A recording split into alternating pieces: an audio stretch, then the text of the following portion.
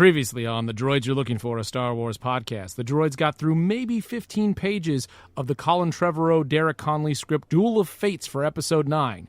This week, they continue onward. Will they make it to page 30? We'll find out. This week on the Droids.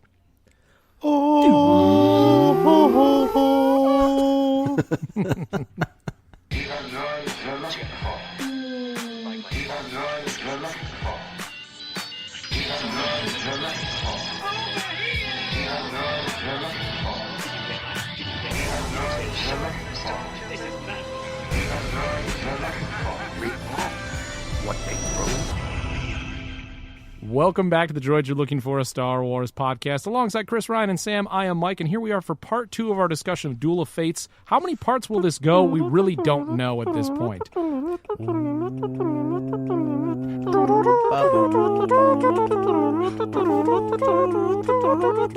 Dumbledore! Ron Weasley! You know, there's a little bit of Harry Potter in the script. cut. Let's be honest. Yeah. There's a portion of this script that is very Harry Potter-esque. The astral Is it plane. where it says Daniel Radcliffe enters?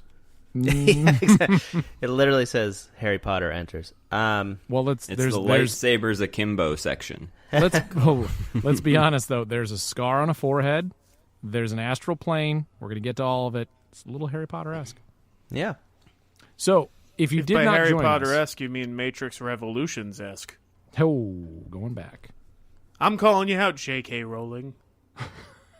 So we're going to catch you up. We'll obviously dive back into where we are, but if you've not listened to part 1 of our Duel of Fates podcast, go back, listen to it. It's a great hour, well worth your time, sets up everything that we're going to talk about as the script and story moves onward here.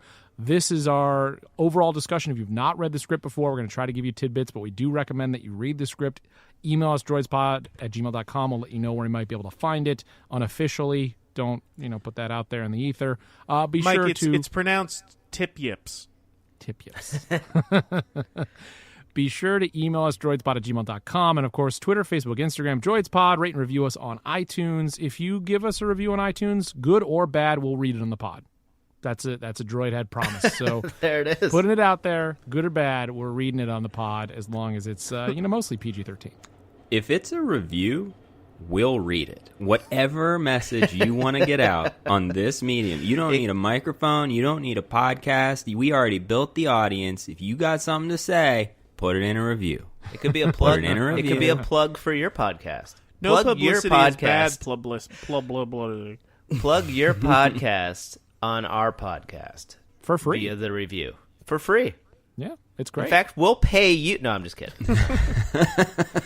So we talked through our initial impressions of this script. We talked about our overall thoughts again on that previous episode. Go back, listen to part 1 of Duel of Fates conversation. But we also set up the arcs of what we see from our main characters. We've got Poe, Rey, and Chewbacca on a mission to find out how to get to Mortis, a vision that Rey saw. She needs to get there to meet Kylo Ren. Kylo is going to search for this ultimate power in the universe to become the most powerful being that's ever existed. We follow him on his journey. And then, of course, Finn and Rose, as well as R2-C3PO and BB-8, are all headed to Coruscant for a mission to shut off or actually find another way to communicate with the rest of the galaxy, as there has been that overall communications disruption from Kylo Ren and the First Order, keeping these different planets from communicating to potentially rise up against the First Order. So that's where we set ourselves up. We have moved on from our opening sequence as we prepare. Mike, I got to jump in. I'm sorry. I wasn't sure when we recorded part 1, if I heard this right. I definitely don't mean to call you out. Uh-oh. But Oh, God, this is... it's Duel... This is the end. You're saying Duel of Fates. I believe it's Duel of the Fates. Am I right? Is it? What's the actual title? Well, I'm going back to page 1 here. You can call It me just out. says Let's episode see if 9. You're accurate. Oh, wait, Duel of the Fates, sorry. Ah, I had to there's go a to the T. second page. DOTF, I thought it says. I wasn't sure if I was crazy, but I knew that I had abbreviated it DOTF, and I'd always called, I think, that song is the track. I wonder if the track, I think the track's called Duel of the Fates. Anyway, look, this is not Mike and I. This is not nitpick hour? This Is is that what you're trying not, to say? Mike and I are cool. Look, everything, Wow. guys, everything's cool. Hey, Mike, Everything's do you cool. need some Mike and I are Neosporin good. for this burn? Wow.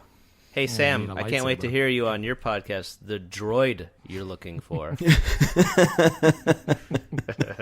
What Chris is alluding to is The I have droid, relinquished none Sam's of my podcast, power. the droid who alienated all of his friends. That's just called Ryan. The C-3PO, a golden I'm just story. taking one last look at my friends. There's so many better lines in this script than that one. Moving on. So let's get into it. I think the first thing to really talk about is where we find Kylo Ren, which is on Mustafar. I think we touched on this very briefly before we had to end our last episode. Very much like The Rise of Skywalker, Kylo begins his journey on Mustafar. However, this time around, there's a little bit more for him to do. He's not just looking for the Wayfinder. What does he get? Maybe 40 seconds of screen time on Mustafar, where he's taking out those individuals on Rise of Skywalker. Here, there's a lot more to it, and we get our only glimpse, and really the only appropriate glimpse, of Emperor Palpatine in a message that was to Darth Vader, so a hologram that is a Sith holocron that Kylo opens, and Palpatine addresses Lord Vader and not Kylo Ren, because Emperor Palpatine is still dead.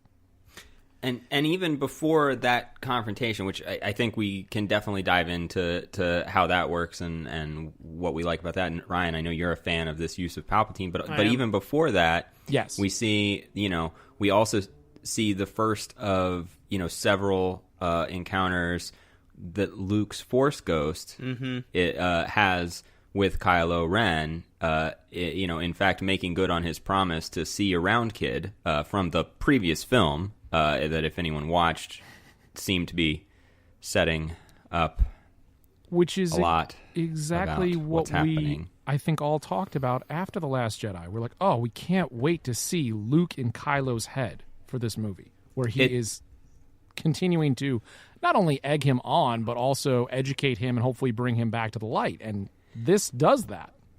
It was perhaps the strongest, in my opinion, the strongest thread left open that I was most excited for. I thought that the way it left and this incredible display of power from Luke. I mean, I think I would have also been more okay with it, with them not continuing on that thread if they hadn't brought Luke back at all. Right.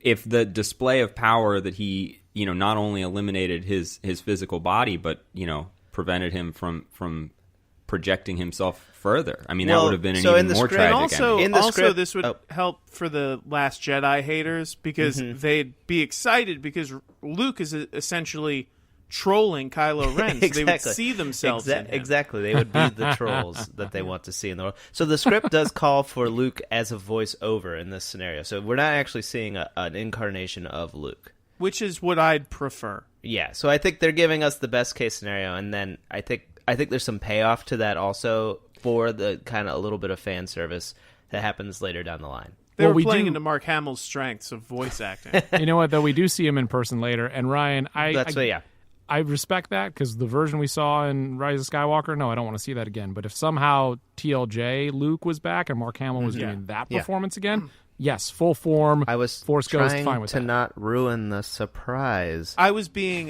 facetious. Force-ecious, Oh, if you there will. it is. Hey, all right. I think it's... I kind of love how they do this, and also that Luke is speaking to Kylo and Rey. Yeah. Yeah. They're kind of having this interesting, like, they have their own communication network. That's just the three of them. It also continues to treat, like, deep down we all want to see the Force Ghost version of these people so bad, and then every time they tease it with, like, a voiceover, I'm like, come on! Like, so I think it's good to have that kind of tension. Also, this also treats it the way Force Ghosts kind of canonically have been treated, which is they're a presence who can kind of guide, as opposed to the Rise of Skywalker, where it's literally no difference between him being dead and alive at all. Yeah. So that continues out through, and we see more of Luke with Rey, as you mentioned, Kylo Ren as it goes on. He's part of climactic moments in this movie still. Is this even in now? Force Is Ghost this film? is when he sees the Emperor Palpatine hologram and it's not Vader? Is this when his face gets all messed up? Yes. Yes. Yeah. So it basically like back. It has like a tripwire. His Face ID didn't match, and then it called up Siri. Is basically what happens here. he's approaching. He enters a tomb, and that's what Luke actually sort of goads him or taunts him with in a way, or uses it as a teaching moment to say this is where the dark path leads, an empty tomb. That's about words. That's about Mortis though. When he's talking about the dark path leads you to an empty tomb, that's about Mortis. No, because he goes to an altar to find the Sith holocron in Mustafar. I think they're talking about where the path leads you. Well, I think it's a little metaphorical. Okay. I mean, 2 empty tombs. They don't say 2. Yeah, but okay. Well, anyway, I think that's where the line is placed. Whatever it's referring to, I think that's what the line is, and they go back and forth that Kylo's on this quest to become more powerful than anyone. He, as you said, discovers the holocron, which they call a holocron. Can we just talk about that? It's like they just call it a holocron. They don't name it something else. If you're selling them at Galaxy's Edge, you might want to put them in your main movie that you put out there. I thought it was really. I really liked the way they. I thought this was an elegant way to have a nod to the Emperor, that this was a message intended for Vader in the event of the Emperor's death, which apparently the Emperor knew was a possibility and would not obviously wasn't his preference, but had a plan. This was all about legacy. This wasn't about immortality. Good on Sheev for having his house in order in the case he died. Good on Sheev. In the novelization, they explain what he did to live. In the novelization of The Rise of Skywalker? Yeah. But, he had a couple of vials. He had a couple of vials of nearly empty chemicals that Kylo Ren recognized from his studying his history lessons of the Clone War era. Well, beyond that, they say that he projected his consciousness into a backup body as he was falling down the shaft. Well, C-3PO can kind of do that stuff. Holocron and Horcruxes are basically the same thing, and the Emperor was doing that throughout, just setting up Holocron Horcruxes. Well, not in this version. Back to our script. Yeah, I'm dipping my chocolate in my peanut butter. I don't know what's going on. The message is about, Emperor Palpatine encouraging Vader to seek out his master, Plagueis's master, named Tor Valum on Remnicor. Or wait, are they on Remnicor? Oh God. No, to go to Remnicor. No, to go to Remnicor. The scene takes They're on place Mustafar. Yes, right. Inside so he says, go to chamber. Remnicor, find, and as he's delivering this message to find Tor Valum and learn the ways of, the ultimate, Sith, the ultimate power, the holocron then scans to make sure, cool, we're talking to Vader, right? And then, stops the, it's really cool. The message, fritzes out, and then it fries his dome. It fries his noggin a little bit. It kind of it sets him off course a little bit with his fried dome, which is this actually when we were talking about different passes of dialogue. This was one that I was like, this needs another pass. When Kylo says, "Musta close, but so Musta far," and I thought, all right, that's a little. It's a little on the nose, honestly, for Kylo, but it was a little silly for the moment. A lot of that's in how he brings it to the stage. It says that I'm not reading the script. Allegedly, it says that. So Luke does say, "This is where your path leads, an empty tomb," and then. It goes on to say, the holocron's blue light swirls red, emits a laser, scans Kylo's body, but then we have raw purple veins streak through his skin. Yeah. I'm getting a real, Tommy Lee Jones Batman Forever vibe. Yeah. This is a makeup artist's dream, right? It's weird to me that it's scanned. Also, everyone do a shot if you're playing the Droids drinking game for a Batman reference. That's there you go. First. It's in there. It's in there. It is strange that it scans him after it gives him the message. Well, I like that they kind of worked around it, implying there was more to the message, right? They kind of imply that there was much more to be. Perhaps a warning about what he'd find. I have a feeling that he used his cut and paste feature of Final Draft. He probably wrote the scene. He's like, wait a second, why wouldn't it have scanned him first? It scans him after.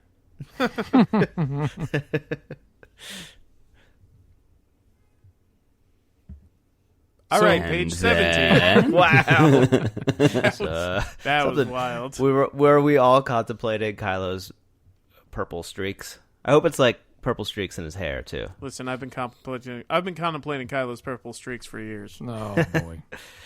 Well, for those of you who can't tell, unbearable pain. For those of you who can't tell, episode 1, part 1 was in person. This one, not so much, and we're working on that. Anyway, we move forward, and a little bit of Leia's story. I think the one thing that we didn't talk a little bit about with Leia in this instance, she's not going on her own adventure, her own quest. She's mostly on the bridge of the Star Destroyer Eclipse, which they had stolen from the First Order, still getting everyone in a position to go off and do what they need to do, and then also coming back around in moments that are important for them to change the tide of the course of the war. I thought this was a great plot point that they steal the dreadnought, and then when they land, Leia brings up you haven't checked this. This could be tracked. There could be people on board, and then the Empire or the First Order shows up, and they need to get on no matter what. So they kind of just load in and take off. Yeah, this whole sequence I thought was really great. I mean, I think, first of all, the idea that we have General Leia ultimately in this movie, serving from the bridge of, a First Order Dreadnought class Star Destroyer is, it's awesome imagery, and it's something we haven't seen. I guess when they, the Endor mission, they use, an Imperial shuttlecraft. It's a heightened version. This is full-on war. I mean, this is your last-ditch effort. And it's also kind of full circle with the Star Destroyer, because isn't this what the Republic Army uses against the in Clone Wars against the Resistance army? Against the droid army? Yeah. Yeah, there's definitely... So it's kind of they've gone back into their, where they started from. I mean, they're definitely pirates, right? Which is in line with kind of one of the great things about the Resistance heroes is they've always kind of been pirates. They're scuttling what they can find, or they're scuttling lost ships, I guess, and they're scavenging what they can find. But in this scene we see we see some of the tolls of war. Lieutenant Connix is I believe they describe having she's got some scars. Injury or something, got a scar. It's we're seeing the characters from this new trilogy display, the emblems of war. It's interesting. I was absolutely offended that they didn't spend 15 minutes minimum on a memorial for Admiral Akbar. Yeah. Well, in the ship, we'll get to some fan service moments. In the ship, they actually mentioned the newly christened Admiral Snack Bar. And a tip of my cat to you, my friend. Thank you. Well, an important discovery that Finn makes while they're on the Eclipse Dreadnought is that they have pretty much a whole litany of walkers, ships, assault vehicles, enough to take on the First Order in the First Order capital of Coruscant. And that plays a large part of the story going forward. But that moment that they find on the Dreadnought is what kind of gives them that jolt of hope. All right, well, if we can get to the next step of this, if we can communicate with everyone, we've got all the tools we need. When we last left everyone in The Last Jedi, we have everything we need right here. It was about 9 people on the Millennium Falcon. Now they've got a Dreadnought and what seems like countless vehicles and weaponry. And so they actually can take them on. There's I don't know if you heard. It's a fleet killer. They kind of front load that. I love the that interaction. You kind of hit on it earlier, but when Ryan, you were saying when Leia comes first comes on and she's asking did you guys check this? This could be tracked, and obviously that leads to what happens to the rebel or the Resistance base here. But there's also that scene to me felt very Star Wars. It felt very sequel trilogy. I don't think there's any moments of truly great final dialogue in it yet, but there's clearly the hints of this is some banter of the first part of that though, where she's confronting Finn and Poe about their recklessness, and it's their sort of defensiveness of this was all part of the plan. Sure, that felt very Star Wars. And then there is some good dialogue actually, but Mike, I didn't know if you were talking generally about the entire script or just the scene. I was just talking about the scene, but I was talking about the first part of the scene and but then I'm remembering this is where you get a great line from the First Order troopers. I think Ryan, you texted it and pointed it out. I don't know who wants to take it. It's pretty good. I think Ryan's got to take it. Where is it? This was weeks ago. Okay, it's where the First Order officer says, you'll be held, or whatever it is. You'll pay the penalty. You'll be held in contempt. The punishment for your act of rebellion will be swift. Go on. And Poe says, "Is it put it on my tab?" It's put it on my tab. That's what we're getting at. I think is great. You could hear, hear Oscar Isaac saying it. Yep. I think that one's as great. He's walking off screen. It's right before a whip pan. And somebody says, what do we do with them? And Leia's feed them. They look thin or something. And that what a great Carrie Fisher line. I got goosebumps when I read that because it's such just mercy for the enemy. Also playing. It's setting up the Finn connection that these are people who were stolen from their families. And they deserve sympathy. Yeah, exactly. I think another just detail in here is Rose kind of now just all in the war. She's taken off ID bars from collecting ID bars from First Order officers. Love that note about her. And again, and this is, I think it's all clear a lot of this is basic screenwriting. We know, but in contrast to what we've recently seen, it seems like basic screenwriting has been thrown out the window. Right. But what seems like a throwaway moment that is just kind of a characterization of who she is now, that builds out who she's become within the war, pays dividends later in the script. And which it's such awesome. Yeah, it's such a small detail, and I think I kind of it's heightening of her character. She's in this because they killed her sister. She's doing what she can possibly do to take them down. Well, ostensibly too, there's something interesting. And I mean, I don't think this script really explores this. I agree, Mike, it does pay dividends and it's really, really rewarding. I found something interesting in the idea that this is, Rose who, treasured the half necklace, that she had still to remember her sister. That was, that's an emblem for her. She's also the one who shows the Resistance ring, also going to come back. But the fact that she would take the emblems of the First Order, there's something going on in terms of sort of emblems, logos, your medallion, your hardware, that she's always interacting with that was interesting. So we get to Rey, and this is setting up the real story for Finn and Rose as they make their mission to the Jedi Temple. But it's great because it's a callback to what we saw at the end of The Last Jedi, where despite Luke trying to burn down the tree and burn all the books, Yoda saying Rey has everything that she needs, well, she ended up actually having the text. She had the Jedi texts with her, and so she goes to reference one of the Jedi texts from Octo, and this is where she finds out about the Old Republic communication system that the Jedi had that could be something that could surpass what is the communications blockade from the First Order, and it sets up the entire arc of what Finn and Rose have to do. Very interesting that that's in the Jedi text.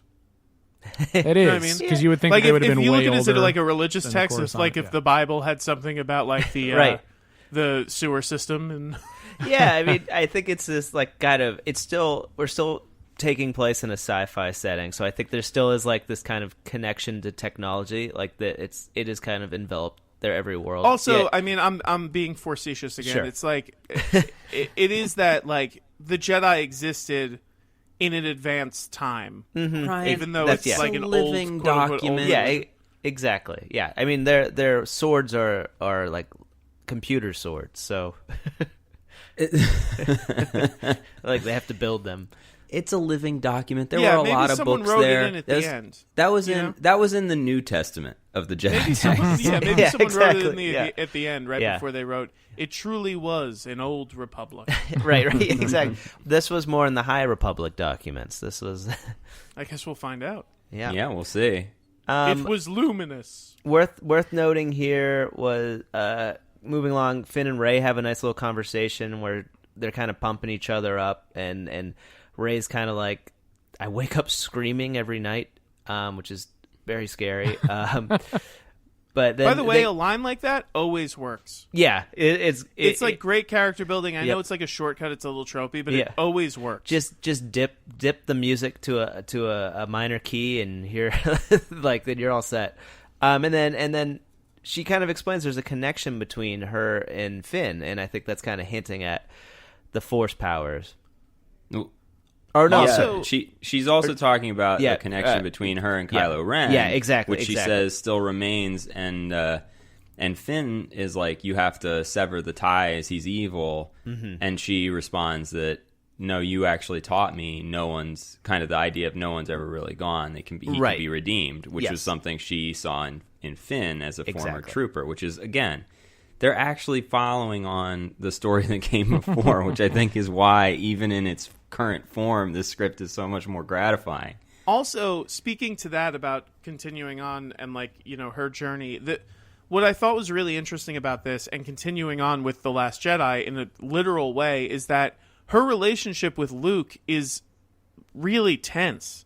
Because in The Last Jedi, they never resolve anything. In The Rise of Skywalker, she does that whole thing like, I'll earn your brother's lightsaber, and like, you know, she sees him and she's like, what am I supposed to do? You like, as if he was a mentor. She leaves him angry in The Last Jedi, and they never resolve that. They don't see each other again. So she would conceivably still be angry. Well, and she doesn't really witness the moment on Crate when he does go out to face all of the different walkers. That's not something she is a part of. And also, I'm sure she'd have a little resentment where she'd be like, he could have done so much before.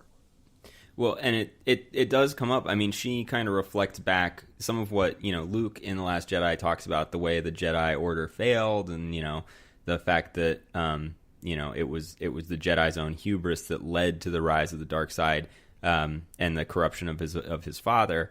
And she kind of throws it back at him, you know, in some of her interactions with Force Ghost Luke, that it's like, you're always talking about, says something about balance, and the fact that it's never actually balanced. It's just always swinging to one side or the other. Right, the pendulum's always going back and forth, yeah. Yeah, and I thought that was another kind of great moment of dialogue. And again, something that I think, I mean, gosh, I would have to go back to our earlier episodes before we knew where, you know, any of this was going, that we talked about, you know, the idea that Rey could be a Jedi who existed using the light and the dark side of the Force in harmony, and that would be true balance, as such a interesting direction for the saga to go.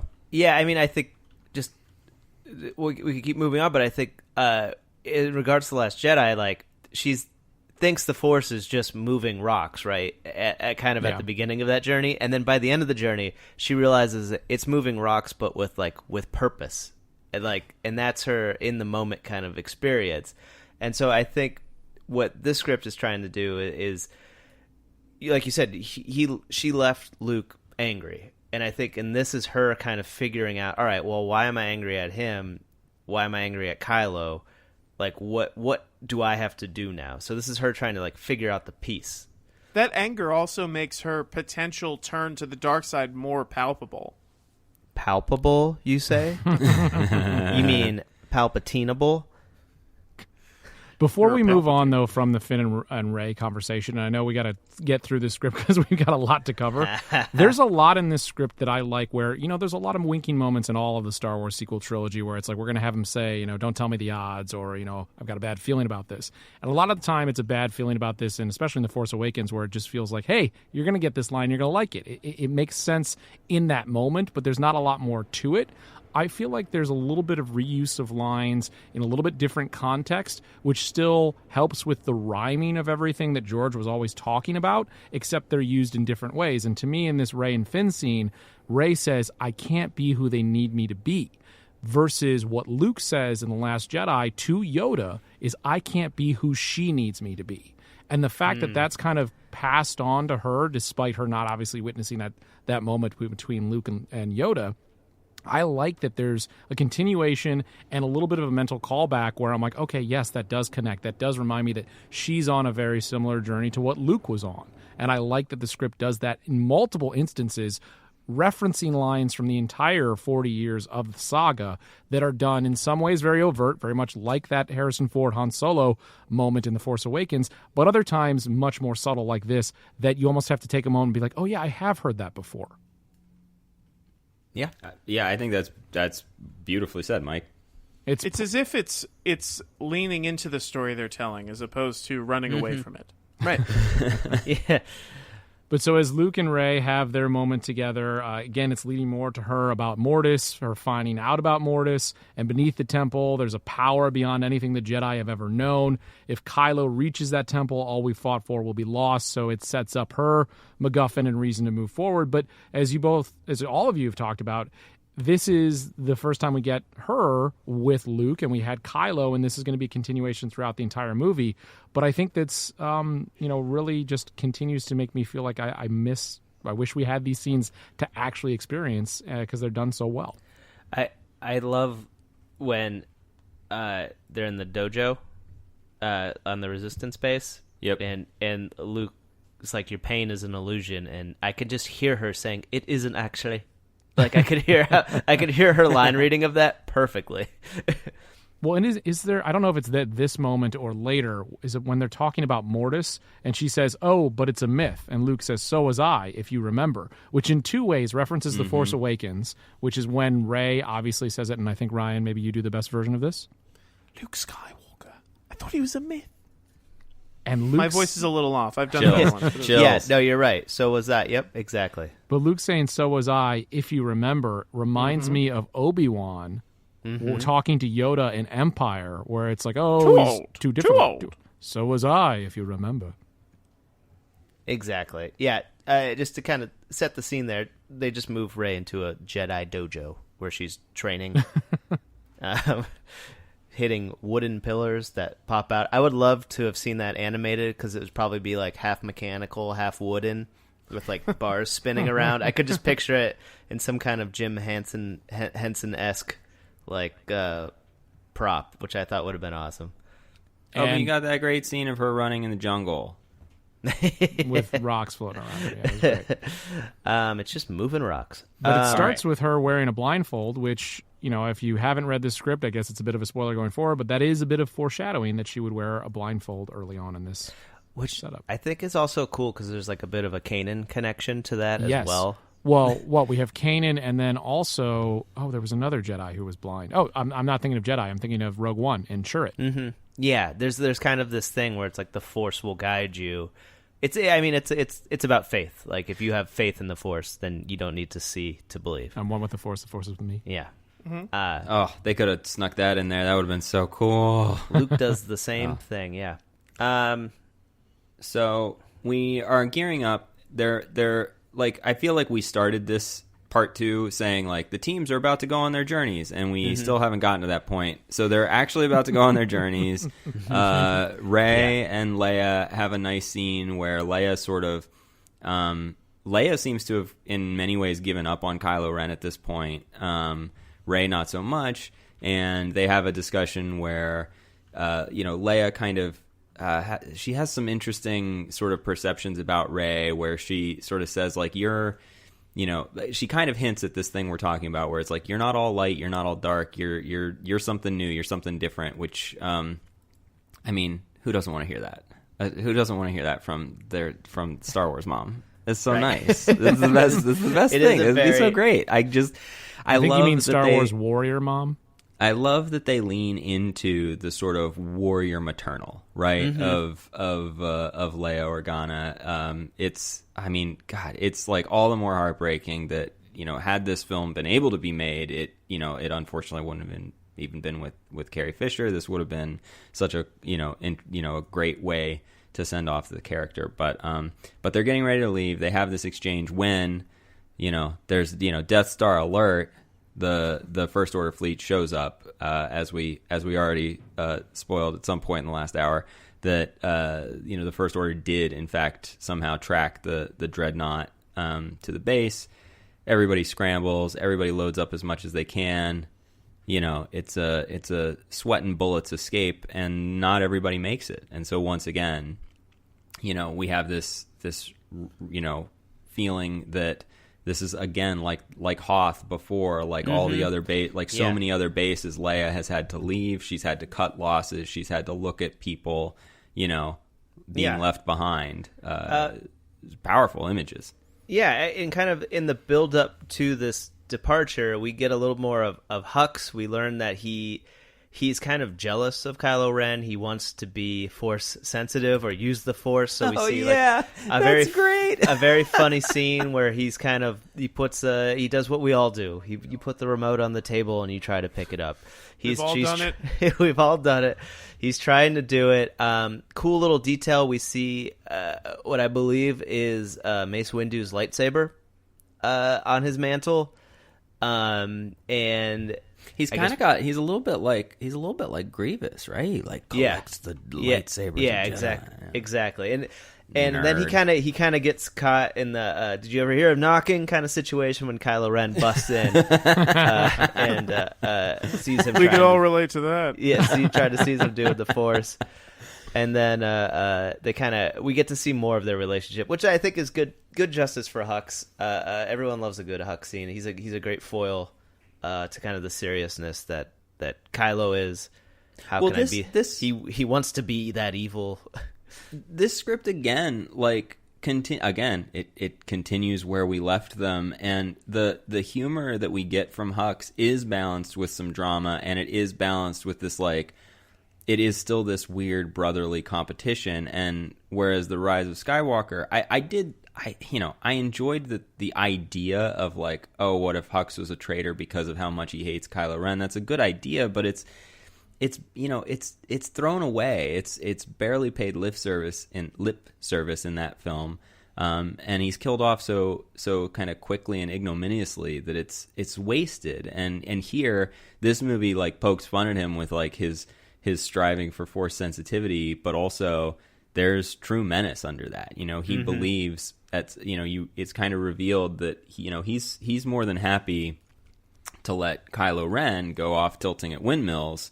After these Sith legends and artifacts, because he's the one, you kind of get the sense, he's happy, he's running the country, he's running the First Order here, so without Kylo Ren around. And then whenever Kylo shows up, it's always a reminder that there's a supreme leader there to yank the chain. Kylo not only shows up, he shows up sporting his new mask. Well, before we get to that, though, I do want to say I want to defend my boy Hux a little bit here. We don't know the rules. This isn't actually canon. The script didn't happen. I'm maybe being a bit too logical here. Sure. But, we get it. Obviously, more likely the Force, we hope, is going to respond to the light. But why can't Hux use the Force? He's evil. He should be able to tap into that evil portion of who he is. And as we've learned, the Force is available to everyone, and he's evil enough to tap into the dark side. I feel like he shouldn't be removed from the Force. But it does play better for laughs in the script. I was gonna say, I think the joke works that way, and it does. I'm just trying to say, I want to see Hux have a little bit better way to go out than this. I don't know. The only way I could see it somehow paying off that it's if he could only ever move things the same small amount, and it always resulted in something falling over or something like that. He wanted too much, though. That's the thing, is that it's a symbiotic relationship. Yeah, of course. That's what Qui-Gon Jinn said. I didn't want to tell you guys this, but I have to reveal it now. I am a Russian bot who wanted Hux, and I was the one going after Rian Johnson during The Last Jedi to make sure that they didn't ruin my precious General Hux. I knew it. But Chris, as you said, Kylo does have a helmet in this script as well. Right. This time, though, for a real purpose. A little motivated, because of the purple veins, the purple lines going through his face, he actually needed some help. It serves a little medical. It also serves a little bit of a medical purpose. There's a med droid with him. They weld it to his face, don't they? Or they weld something to his face. They smelt Beskar to his face. Oh my god! This that's some Man in the Iron Mask gnarly level. They would have had to figure out a way to kind of not show this Spielbergian, it happens you're behind a droid or something. And so you don't see it, because this is gruesome. This is gnarly. And then he has a mask, and it's described as Like his old mask, but scarier.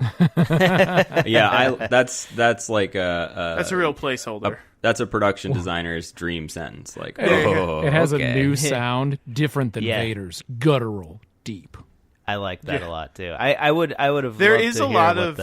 If I was to give a note about the writing in this, there is a lot of them saying what things aren't like. Yeah. As opposed to what they are like. But, who am I? Hey.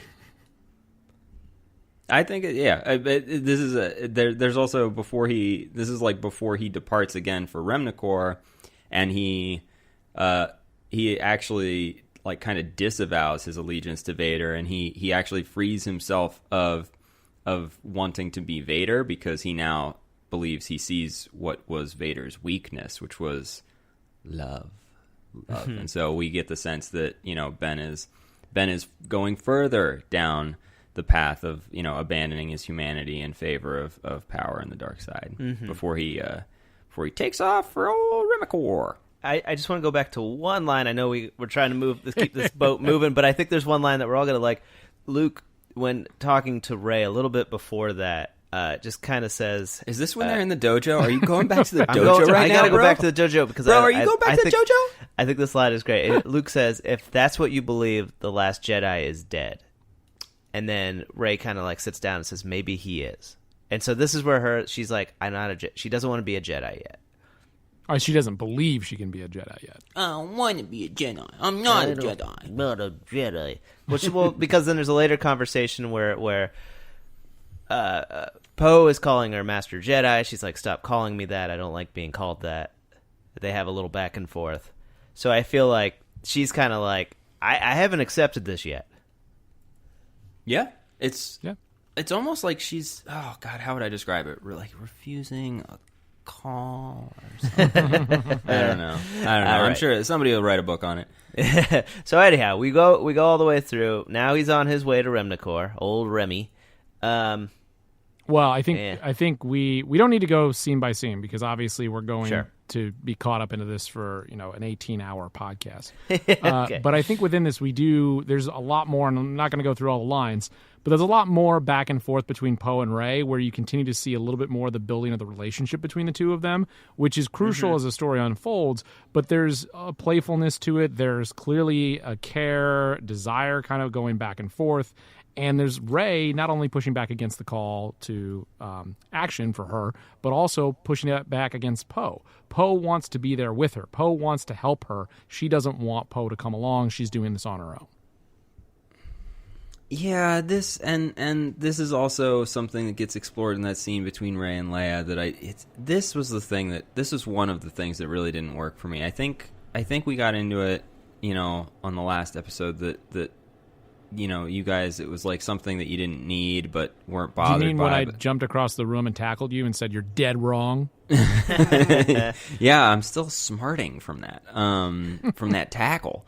But this was like this didn't work for me kind of ever, and I was pretty confident though that this was the kind of thing that over time, Kathleen Kennedy and everybody involved was going to kind of be like, no, we're not going to have a romance between Poe and Rey, and it's fine to explore it in a script, a version of the script. It's fine to explore some flirting, but I think this works much better as a platonic friendship, and she can still be pushing him away. She can still be saying, "I don't want you to come along." They just met not too long ago. Yeah, but I have to jump in and just at least voice the other side. I felt like this worked very well for me. I don't think Kathleen Kennedy would have said this is something to take out because I thought this resulted in, again, my favorite moment of this entire script, and what probably would have been my favorite moment of the entire film, and maybe one of my favorites of the sequel trilogy because of what they set up between the two of them. And it's easy for me to envision chemistry between Oscar Isaac and Daisy Ridley. Sure, and the two of them can pull that off. And I don't think it takes away from the rest of the story. I will agree that Last Jedi set up much more between Kylo and Rey that needed to be explored, but I don't hate this storyline with the two of them in here because I actually do think that there's a lot of playful banter, and I can see why this would turn into a romance when Finn and Rose are on their own romantic path, even though it's not the main purpose of their story. Yeah, I still think like the payoff you're describing, which is really great, I think it works without the romance element. I think it works if you do. I think all of it works fine. But I think anyway, you'd have to set up a very deep and emotional platonic relationship, which I don't. They'd have to rewrite both, that. They'd have to both be like on a hot air balloon, and that they can't get down. A shared experience. So in these scenes, everyone is gearing up to they're getting in their ship. So now we're seeing like, how is everybody traveling? God, we still haven't started on their journey. I know it's very good parallel storytelling though. So we see everyone kind of popping in their ships. I think Rose has a great line here where C-3PO is telling her the odds. She kind of turns the thing on her head. Everyone's telling 3PO to shut up, but she goes, "Great, I love numbers." So I thought that was a good little call out.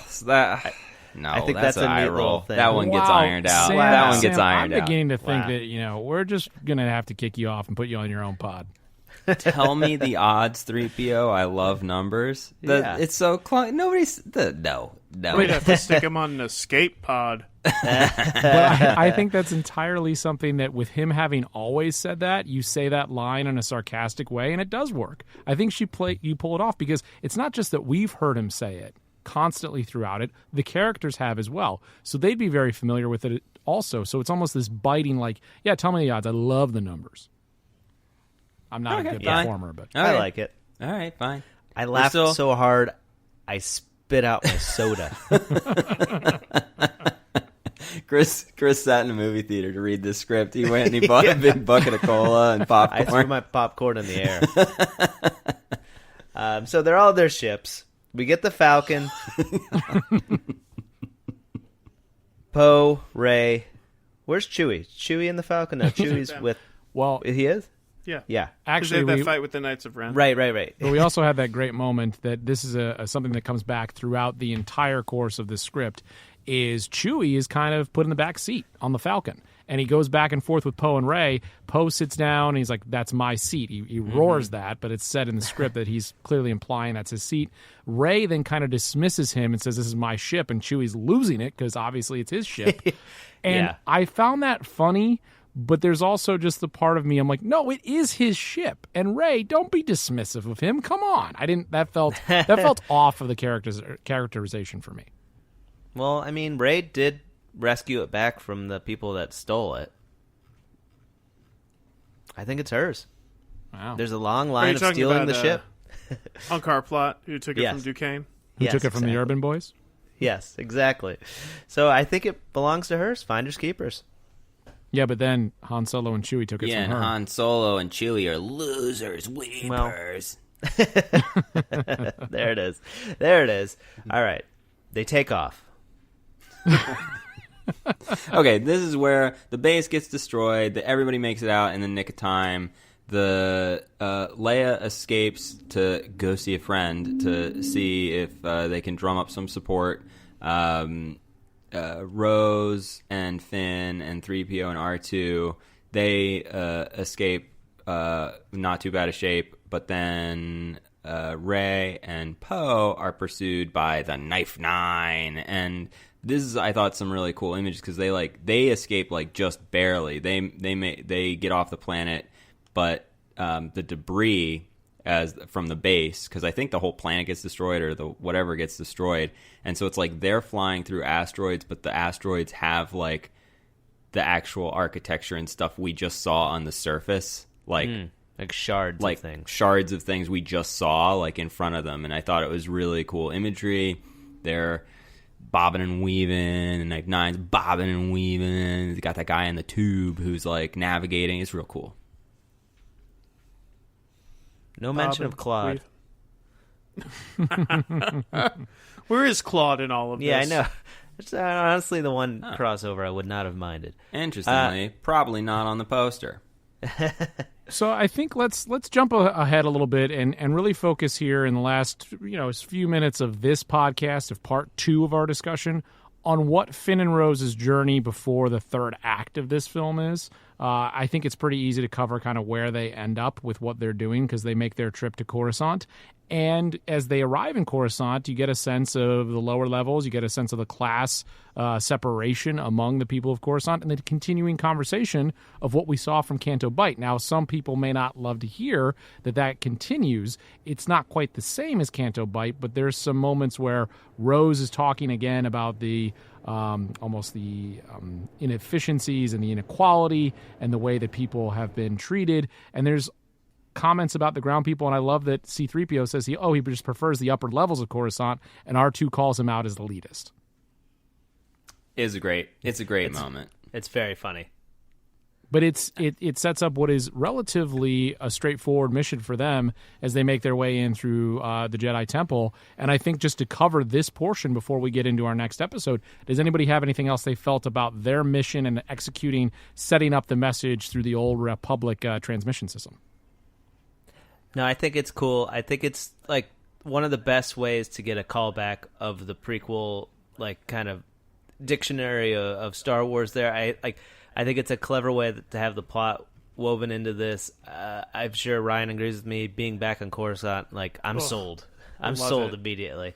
I even like in Jurassic Park when they show like the old park. Like I'm in like Lost World and stuff. I'm so into that. I love that kind of thing. That's how you make it something that's ending a saga.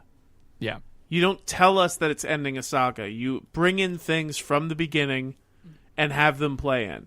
Yeah. And they go to Coruscant, they deal with the Jedi Temple. This new generation is dealing with something from 2 generations ago.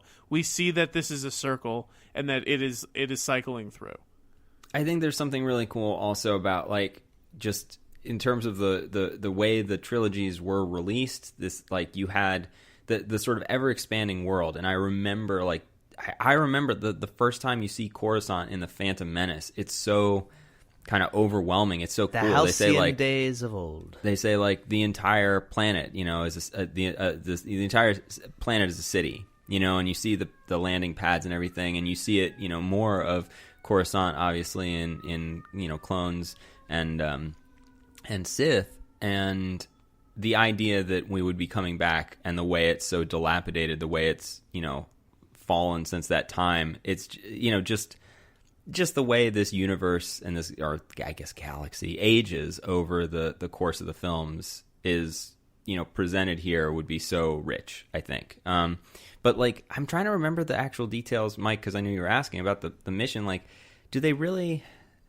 Is there any real delay? I think there's something about the Scomp thing comes back later. So like, that's later. They kind of have a relatively easy time, and I think the message is of Leia, right? And it's like recalling her original, the first time we see her leaving the message for Obi-Wan Kenobi, and it's kind of cut in sort of a montage of, the various scoundrels and pirates and smugglers around the galaxy, and and resistance fighters everywhere hearing this message of, a much older and stately Leia, once again, pleading for help against a great empire.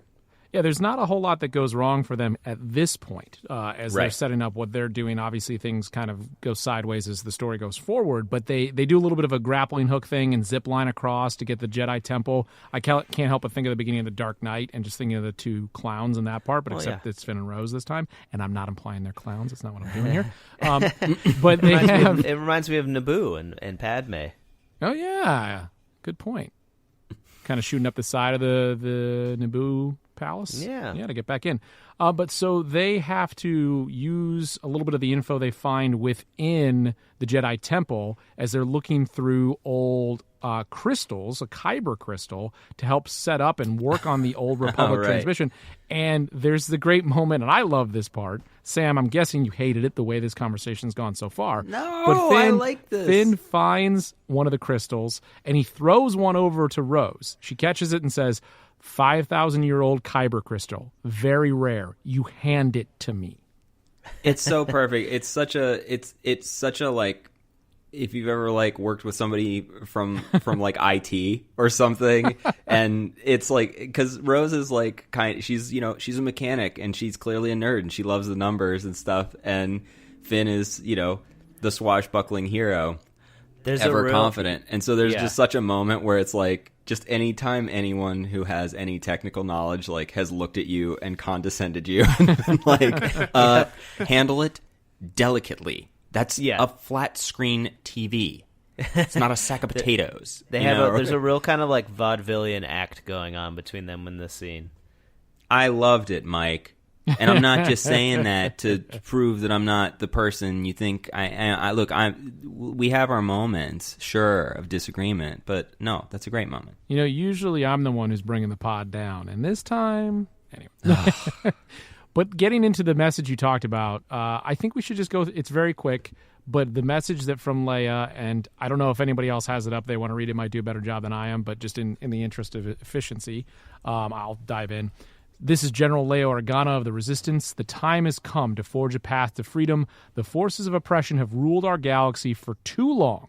We must join together and fight. Send your fastest ships, all your warriors. Our voices will not be silenced. We can no longer live in the shadow of the First Order. We must step into the light. And at that point, I believe her voice might be silenced by another character who has meaning to her. But they put out that message, and it goes, and they show us a number of different planets. This is almost, there's one moment like this later in the film as well, but we see deep space, we see a shipyard, the Mon Calamari, we see Tatooine, we see a Trandoshan palace, the Bonadan market. They're starting to show all the galaxy, which goes back to what we talked about in the first episode of this. They're continuing to message this matters beyond what we usually see of just our core characters.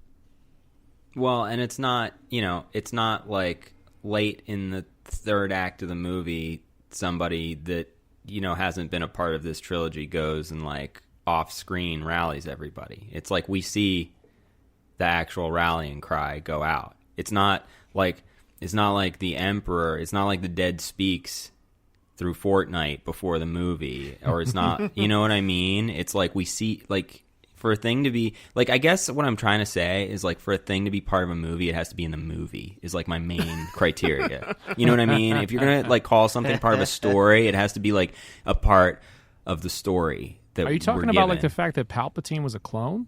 That was in the movie, right? Oh, there was a moment where it was jokingly talked about, so that counts, doesn't it? What was it even talked about? I don't even remember. The people who are defending the Rise of Skywalker are saying that Dominic Monaghan said, Sith everybody's powers, favorite character from the This is what was really setting up that he could have been a clone. Yeah, such a relief that character made it through, man. You all, everybody. We needed a lot more of that than Connix. Which, by the way, Leia's daughter is actually a fantastic actress. If you've seen Booksmart, I think they needed to do a whole lot more with her. For sure. I'm glad you brought that up. First off, Booksmart is great. So go see it. It's so great. Good movie. And Billy Lord is brilliant in it. That was my favorite part of the movie, was her. Yeah, she's great. It just made me think for a second, like, why hasn't she been given more to do in Star Wars? I just want to be clear. When Ryan says go see it, he means, like, track it down on, like, VOD or rent it or buy it or something. Hulu. Go watch it. We didn't record this 6 months ago. we haven't been sitting on this. Sam, this will be public got the script. Sam, this will be very helpful for our lawyers. I think it's on Hulu. Go watch. Well, I think that closes out part 2 of our discussion. Have you guys seen this new movie, $1 Million Baby? No. Boy, I wonder who's going to win the 2016 election. We are going to... Actually, this script came out after the 2016 election, right? It was dated December 2016? I think so. So, Colin Trevorrow was in a very interesting mental place as well as You could Derek tell Conlon. It's still filled with hope. They wrote it before, but it came out after. But so as we alluded to, Leia's voice does get silenced, and we're going to talk about that in part 3 of our Duel of the Fates. Did I get that right, Sam? Yeah, that was a little better, Mike. Okay, thank you. I appreciate that. We're going to go and backtrack just a little bit, not go through every scene, as again, we're 2 hours in and we've hit page 64, so we're getting somewhere. But we're going to talk a little bit more about what led to Leia's voice being silenced in part 3, coming up on the next edition of the Droids. Join us then as we continue onward on Duel of the Fates. What they throw. Annie? I used to think it was just podcasting, but now I realize It's podcasting with purpose. Oh. I wrote that down when you said it earlier. I've been waiting. With purpose.